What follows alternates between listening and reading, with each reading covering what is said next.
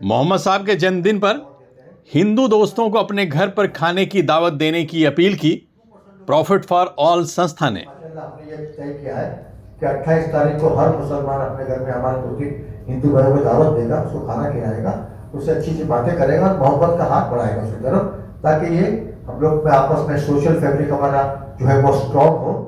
और मैं बशीर बद्र साहब के शेर से अपनी बात की शुरुआत कर रहा हूं। 7 संदूकों में भरकर दफन कर दो नफरतें, आज इंसान को मोहब्बत की जरूरत है बहुत।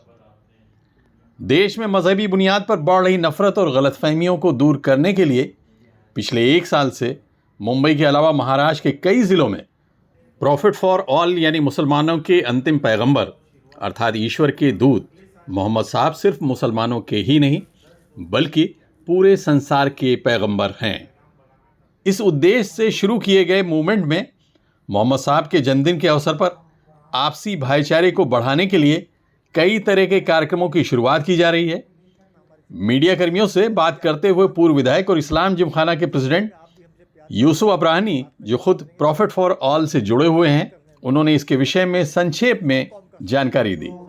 देश में माहौल बन रहा है गुस्से का, नफरत का, नाराजगी का, वो देश के लिए अच्छा नहीं है, न किसी कौम के लिए अच्छा है, न हमारे लिए, न हमारे हिंदू भाइयों के लिए अच्छा है। हमने साथ में आज़ादी हासिल की है, साथ में कुर्बानी देकर इस देश को हमने आज़ाद किया है और इस देश की तरक्की में हर कौम का हिस्सा, हर कौम का साथ रहा है। लेकिन जो माहौल बिगड़ा है उसको सुधारने की जिम्मेदारी भी हमारी बनती है।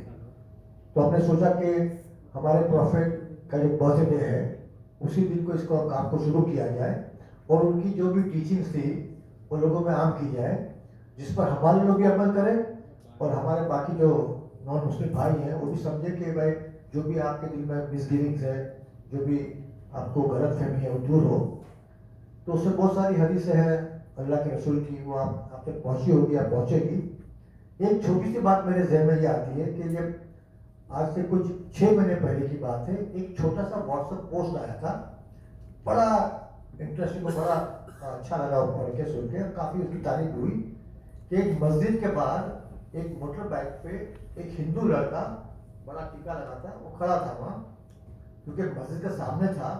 पर आजकल मामला सेंसिटिव, तो पुलिस परेशान थी कि ये आदमी खड़ा क्यों है। तो पूछा उसको कि भाई तुम क्यों यहाँ हो। तो बोले हमारे मोहल्ले के एक बुजुर्ग नमाज पढ़ने गए हैं, मैं उनको लेके आया हूँ और नमाज पढ़ के उनको घर छोड़ के आऊंगा। तो देखिए एक हिंदू ने अपने मजहब का, अपने लोगों का कितना अच्छा मैसेज दिया।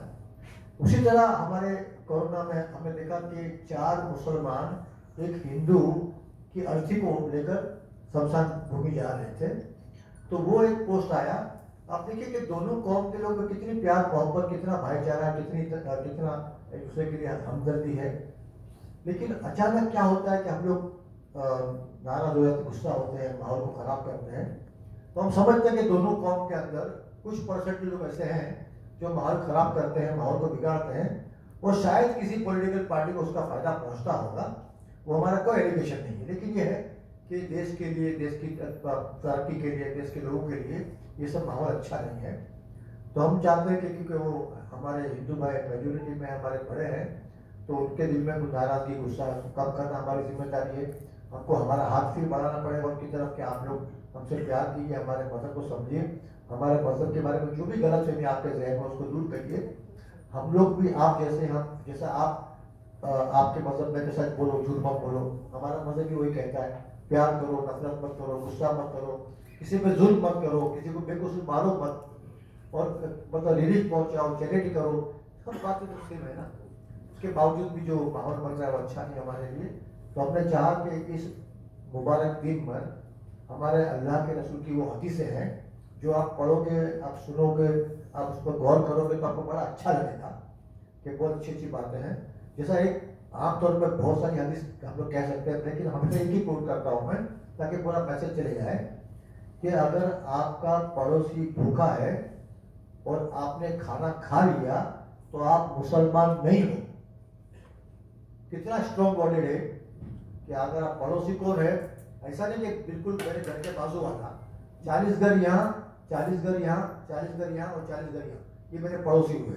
तो 160 घर के अंदर अगर कोई आदमी किसी मजहब का और भूखा है और मुसलमान ने खाना खा लिया तो वो मुसलमान नहीं है। किसी की अर्थी देखो, किसी की मैयत देखो तो आप खड़े हो जाओ, उसकी इज्जत करो। आपके घर में कोई पैसा मांगने आया, भीख मांगने आया, तो आप पैसा दो उसको, पूछो मत तेरा मतलब क्या है। ऐसी बहुत सारी बातें हैं जो सुनकर आपका भी दिल खुश होगा, हमको बोलने में अच्छा लगता है ये।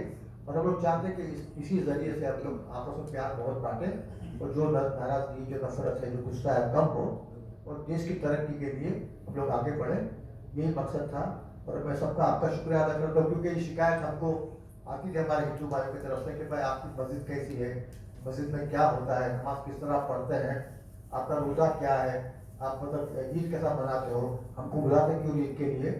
तो बहुत सारी बातें हम लोग कर सकते हैं, लेकिन माशाल्लाह हमने ये तय किया है कि 28 तारीख को हर मुसलमान अपने घर में हमारे 2-3 हिंदू भाइयों को दावत देगा, उसको खाना खिलाएगा, उससे अच्छी अच्छी बातें करेगा और मोहब्बत का हाथ बढ़ाएगा उसकी तरफ, ताकि ये हम लोग में आपस में सोशल फैब्रिक हमारा जो है वो स्ट्रॉन्ग हो।